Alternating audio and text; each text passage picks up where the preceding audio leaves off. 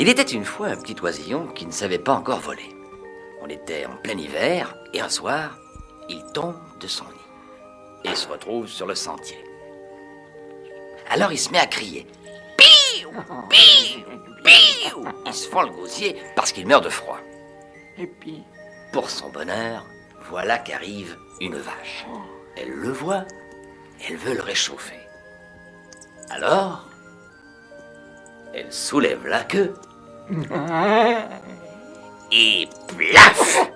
Elle pose une belle galette fumante, grosse comme ça. Le petit oiseau, bien peinard et bien au chaud, sort sa petite tête et remet ça. Pipiou, pipiou, pipiou, pipiou, plus fort qu'avant.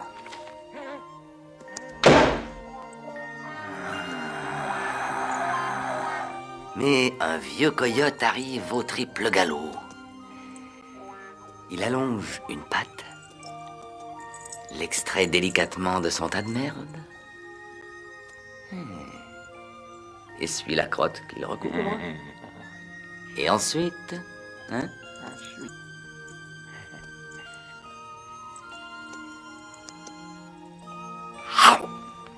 oh, il n'en fait qu'une bouchée.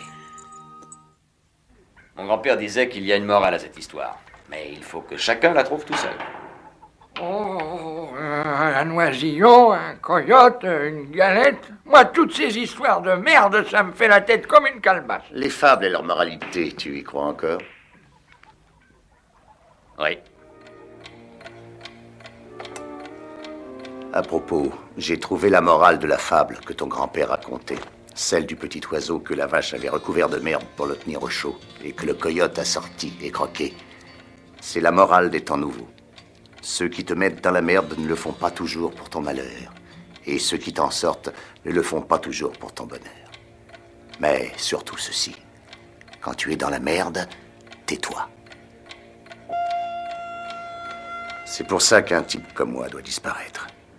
Ton idée d'un duel truqué était bien la marque de ces temps nouveaux. C'était le moyen le plus élégant de me faire quitter l'Ouest. D'ailleurs, je suis fatigué. Car il n'est pas vrai que les années produisent des sages. Elles ne produisent que des vieillards. Il est vrai qu'on peut aussi être comme toi, jeune en nombre d'années et vieux en nombre d'heures. Oui, je débite des phrases pompeuses, mais c'est ta faute. Comment parler autrement quand on est devenu un monument historique? Je te souhaite de rencontrer un de ces êtres que l'on ne rencontre jamais, ou presque jamais. Ainsi, vous pourrez faire un bout de chemin ensemble. Pour moi, il est difficile que le miracle se reproduise. La distance rend l'amitié plus chère et l'absence la rend plus douce. Mais depuis 3 jours que je ne t'ai pas vu, tu commences à me manquer.